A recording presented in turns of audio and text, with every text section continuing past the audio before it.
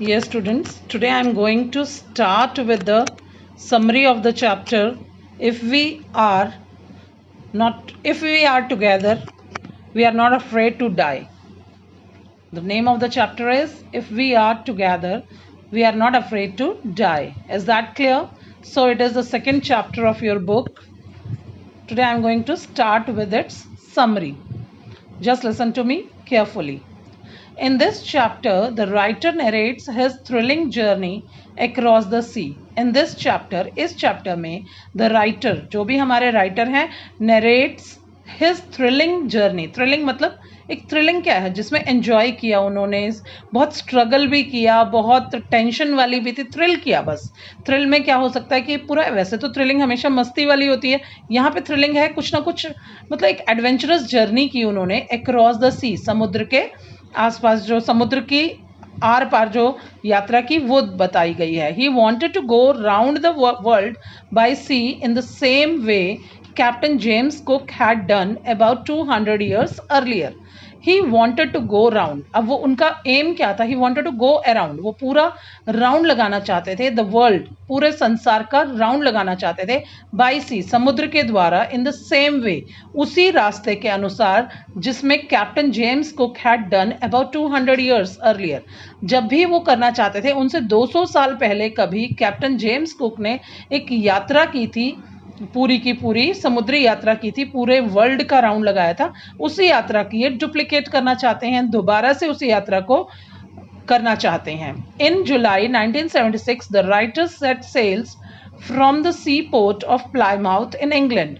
इन July 1976, July के महीने में 1976 ईयर में द राइटर ने सेट किया, सेल मतलब अपनी बोट, अपनी शिप तैयार की, from the sea port of Plymouth, Plymouth city के सी पोर्ट, समुद्री किनारे से उन्होंने मतलब अपनी यात्रा आरंभ की, इन इंग्लैंड. और ये प्लाईमाउथ कहाँ पर है? इंग्लैंड में.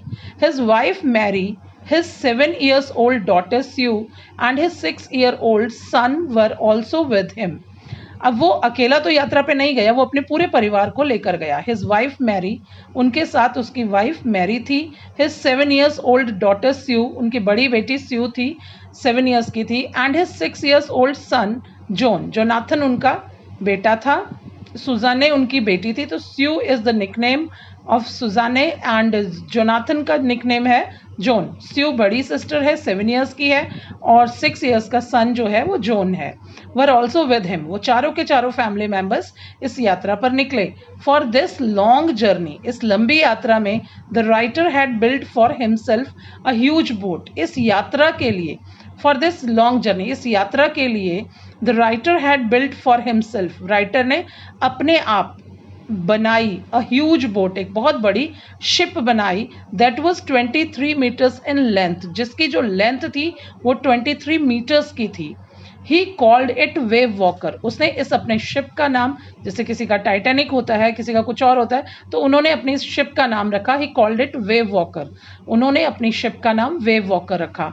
It look like a ship, वो बोट बनाई थी, वुडन बोट थी, 23 meter लॉन्ग थी, लेंथ थी उसकी.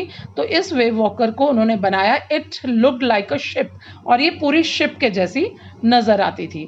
The writer hoped to complete his journey round the world in 3 years. The writer hoped, writer ने आशा की थी, टू कंप्लीट हिज जर्नी, कि वो अपनी इस जर्नी को कंप्लीट करेगा, राउंड द वर्ल्ड, पूरे संसार का चक्कर लगा कर आएगा, इन 3 years, 3 years की ये प्रोग्रामिंग थी उसकी, ये यात्रा करने की. It was to be a 255,000 kilometre journey, ये 255,000 किलोमीटर्स जर्नी थी. तो इसमें 3 years का एस्टिमेट था कि 3 साल पूरे इस यात्रा में लग जाएंगे. The first phase of the journey was about 105,000 kilometres. पहला जो आधा जो यात्रा थी वो 105,000 किलोमीटर्स की जो यात्रा थी वो फर्स्ट फेज माना गया, पहला पहलू माना गया उनकी यात्रा का. It was up to the South African sea port of Cape Town. ये जो यात्रा थी 105,000 तक की, it was up to South African sea port, ये साउथ अफ्रीका के सी पोर्ट की तरफ थी, of Cape Town. Cape Town उस जगह का नाम है जो साउथ अफ्रीका के सी पोर्ट में है. वहां तक की यात्रा 105,000 किलोमीटर्स की थी. It passed of very pleasantly. First phase जो था उनकी यात्रा का वो बिल्कुल प्लेजेंट बीता, बड़ा आनंदमयी था। Here the writer took with him 2 sailors named Larry and herb.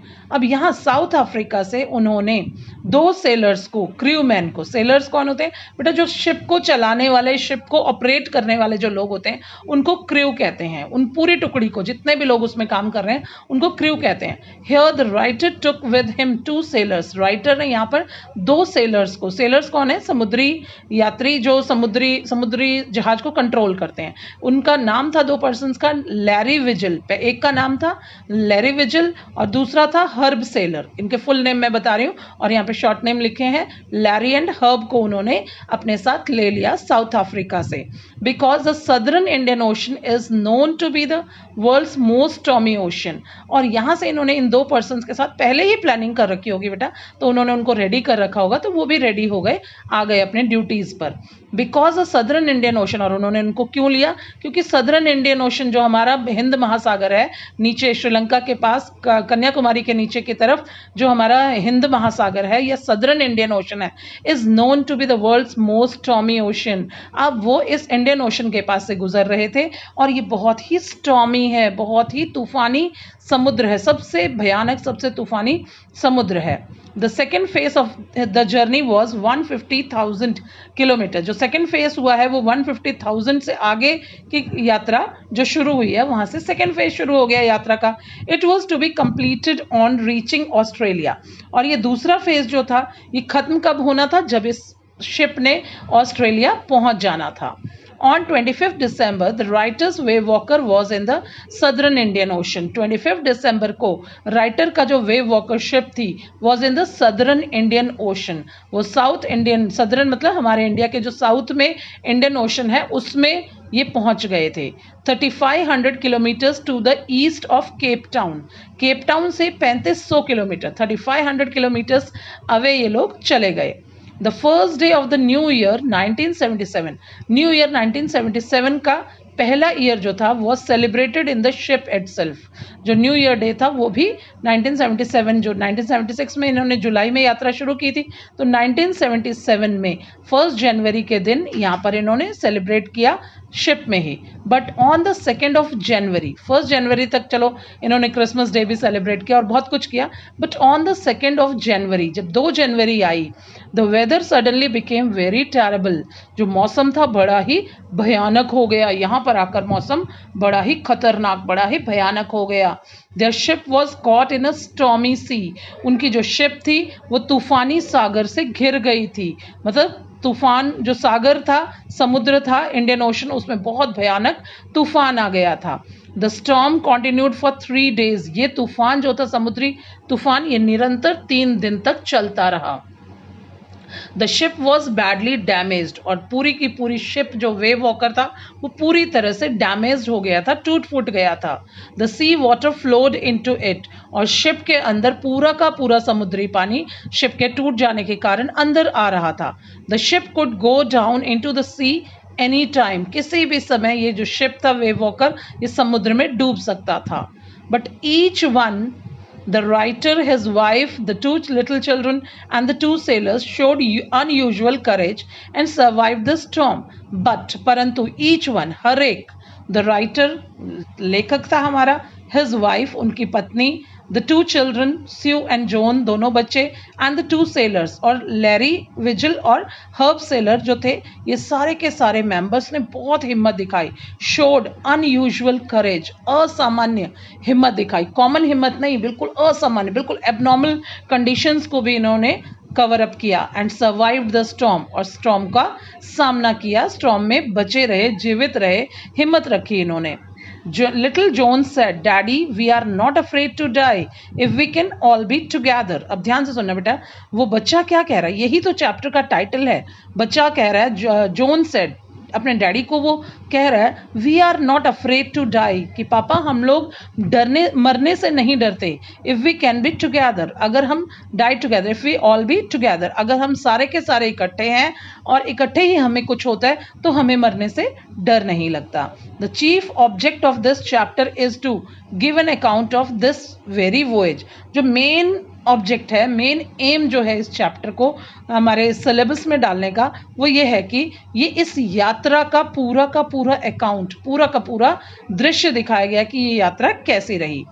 On the evening of 6 January, देखिए 1 जनवरी से ये सेकंड जो वेदर कंडीशन है मेनली 2 जनवरी से बहुत बुरा हाल हो गया था। On the evening of 6 January, 6 जनवरी की शाम तक, they spotted a tiny island in the sea, उन्हें दिखाई पड़ा, स्पॉटेड मीन्स कहीं ना कहीं रफ कैलकुलेशंस लगाकर, हवाई जहाज टूट गया था, सॉरी हवाई जहाज नहीं, शिप, पानी का जहाज पूरा टूट चुका था, पूरी उथल पुथल मची हुई थी। इसमें भी कहीं ना कहीं हमारे जो कैप्टन है, जो मेन पर्सन है, उन्होंने क्या किया, पूरी हिम्मत से कहीं ना कहीं जुगाड़ लगाया और कहीं से उन्होंने एक compass needle, temporary compass needle ले ली और उन्होंने स्पॉट किया कि कहीं ना कहीं नियर अबाउट टाइनी आइलैंड है, इस मतलब सी के जो इंडियन ओशन के बाहर कहीं एक आइलैंड है, इन्हें छोटा सा आइलैंड दिखा।